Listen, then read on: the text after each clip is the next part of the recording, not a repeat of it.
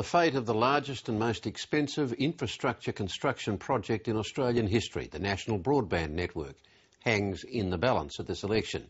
This is one area on which the difference between the major parties is clear. The government is adamant the new telecommunications network will propel Australia into the digital future and lift the nation's productivity. But the opposition says it is an extravagantly priced white elephant that should be aborted. Business editor Greg Hoy reports. This has been, I guess, a key cost driver for the telco industry. Everybody's a little too busy at the moment to be worried. I can't say what's inside their heads, of course, but I can tell you what I see in the day-to-day working of the company, and that is people are just simply getting on with the job.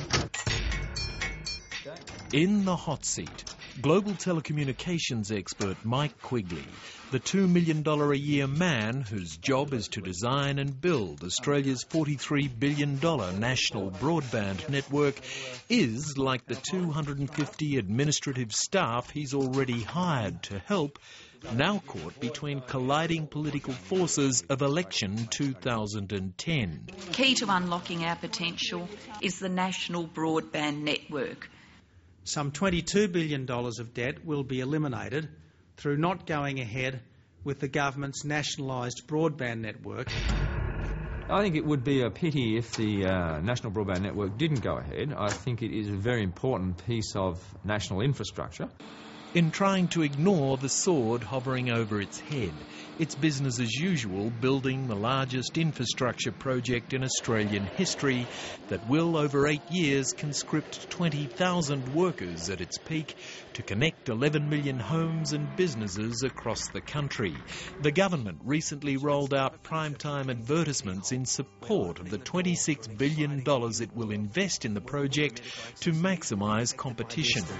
And business is done in real time. $18.3 billion of that in the next 4 years. All it's hoped will eventually produce a profit. All will eventually be privatised. But in so many ways, this is history repeating. Through the 1900s, government rolled out the nation's old copper network for the humble telephone. Today, it's government striving to replace it with laser-light-driven fibre-optic cable connected to each and every premises, ostensibly to accelerate the audio-visual, digital and data revolution.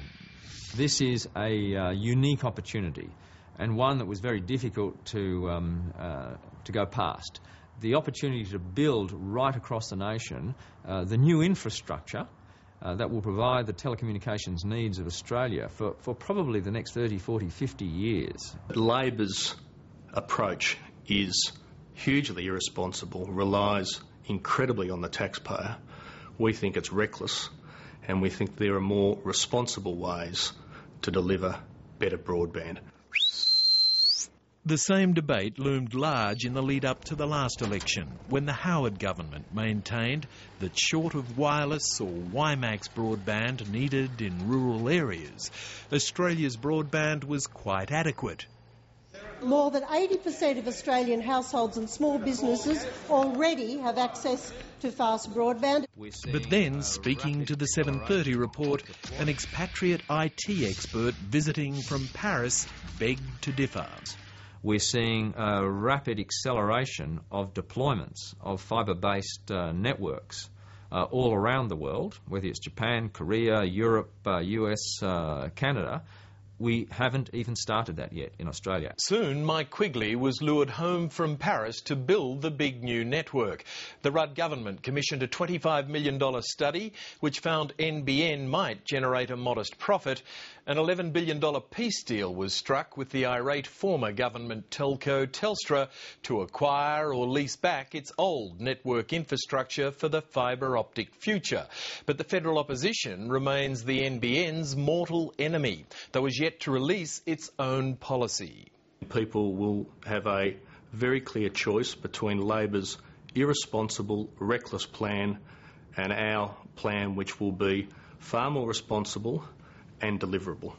Will yours be inferior technology? Well, Labor's approach is a one-size-fits-all approach. You'll see when we release our policy that we will... Will it be inferior? Well, we don't believe so. So it won't be inferior technologically? We will have a plan that will roll out better broadband. We say better broadband there's than the National Broadband Network? Well, the National Broadband Network is hugely expensive, never going to be economic. Industry expects the coalition will again propose an upgrade of satellite and wireless or WiMAX services in rural Australia and rely on existing telcos elsewhere. Such austerity may have electoral appeal, but support for the NBN cannot be underestimated, even amongst traditional coalition constituents. The Australian Industry Group has been a big backer, suggesting the NBN will lift national productivity. Small business seems equally supportive. Our position on the National Broadband Network is we need it, and we need it now. We needed it a few years ago, the truth be known. It's essential for small business in Australia. If we're going to compete with big business, we've got to have access to high-speed lines. All small businesses will benefit from it, whether you're a cafe or a hairdresser, a bookshop, whatever.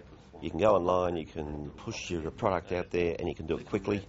And across rural or remote areas, you will hear a similar story.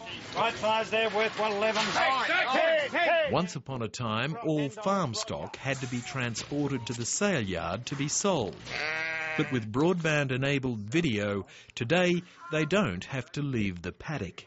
The sheep and lambs today on offer, there's 31,000 of them, and they come from the geographical spread from long-reaching Queensland to South Australia. We have just on 43,000 registered users at the moment. Currently, the biggest limiting factor is for video, is uploading video from on-farm. It's because of the limitations on file sizes, there is a restriction. The same is true of rural health. Once upon a time, patients needing medical attention out where there's no local doctor either had to travel large distances or await the arrival of the fabled flying doctor service. But this is the age of the video doctor.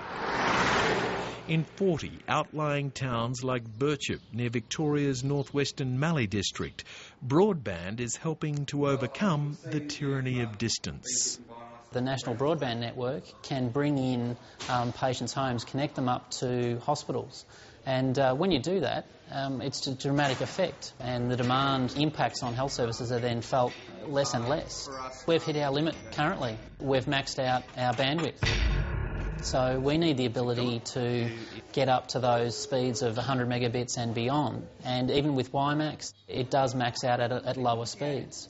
We are now using video conferencing between our links here in NBN Co between Sydney and Melbourne, so that we no longer have to get on planes anywhere near as frequently. And I think this will start to have a real big impact on small, medium businesses, especially outside cities.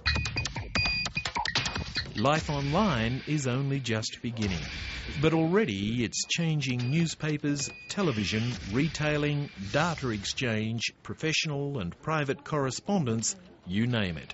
So much is changing in the telecommunications evolution, fueling the $40 billion debate over the fate of the National Broadband Network, debate that will only be settled on August 21st. Over the course of the election, you'll see our plan. It will deal with the areas where government should have a major role, and it will outline and it will show how the private sector can play its role to deliver better broadband across Australia. We just take each day as it comes. We have a set of objectives that have been set by the government, and we're just getting on with those. So we, frankly, in the company are not paying a lot of attention on a day-to-day basis, obviously, to the election. We're all obviously vitally interested in it, but we're just getting on with the job, and we'll see what happens.